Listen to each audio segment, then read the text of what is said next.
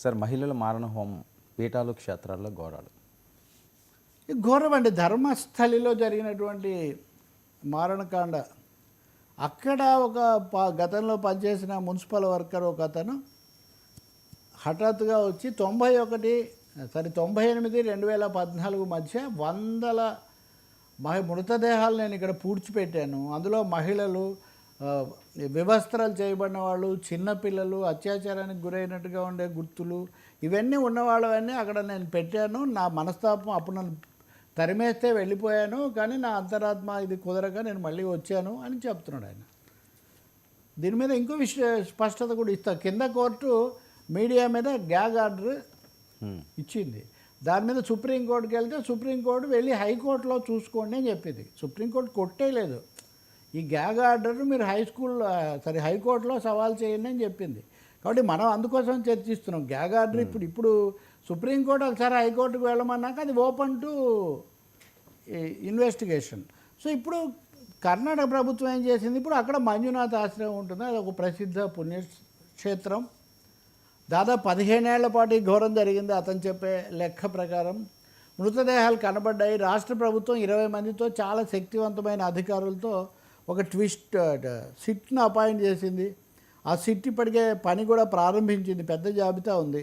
చాలా efficient and senior most అధికారులు అన్న వాళ్ళందరినీ కూడా అందులో వేస్తే అసలు ఈ గ్యాగ్ ఆర్డర్ ఎందుకు ఇచ్చారు అంటే, అక్కడ ధర్మాధికారిగా ఉన్న వ్యక్తి యొక్క తమ్ముడు ఈ కేసు వేసాడు స్థానిక కోర్టులో.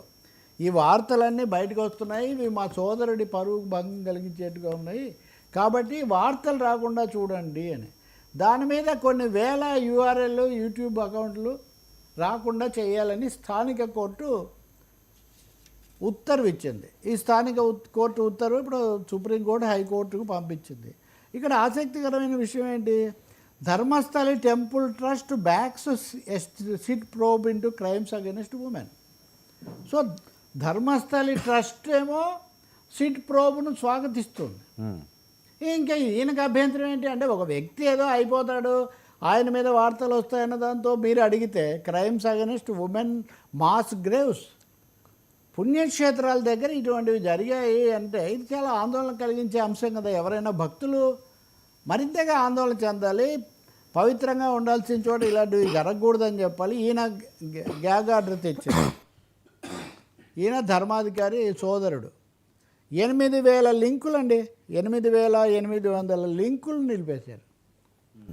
కోర్టు చెప్పిందని అంటే రాష్ట్ర ప్రభుత్వం పెట్టింది ట్రస్ట్, అంటే ఆలయ ట్రస్ట్ టీటీడీ లాంటిది అనుకోండి, వాళ్ళు దీన్ని వెల్కమ్ చేశారు. అటువంటిప్పుడు ఒక వ్యక్తి అది కూడా ఆయన మీదకి పోతుందేమో ఆయన వెళ్ళి ఆపితే ఏం జరుగుతుంది, మీడియా బాధ్యతగా రాయాలనేది వేరే విషయం. రెండోది, ఈ సమయంలో మనకు తప్పకుండా గుర్తొస్తుంది, దేశ విదేశాల్లో ఇలాంటి అనేక సందర్భాలు వచ్చాయి. ముఖ్యంగా డేరా బాబా, ఆశారాం బాపు, ఇలాంటి విషయాలు మనం చాలా చూస్తాం. ఇక్కడ కూడా కల్కి ఆశ్రమం మీద వచ్చినవి కానీ, లేకపోతే కొన్ని తెలుగు రాష్ట్రాల్లో వచ్చినవి కానీ, ఇవన్నీ చాలా ఉన్నాయి. అటువంటిప్పుడు వాటిని తవ్వి తీసి న్యాయం జరిగేట్టుగాను భవిష్యత్తులో ఇలాంటి ఘటనలు జరగకుండా చూడాలి. కానీ అసలు అదేమీ వద్దు, అన్నీ కప్పిపెట్టేయండి, లేకపోతే ఈ వార్తలే ప్రచురించకండి అంటే సిట్ ఏమో ప్రోబ్ చేస్తుంటుంది. వాళ్ళకి ఎవరు చెప్తారు?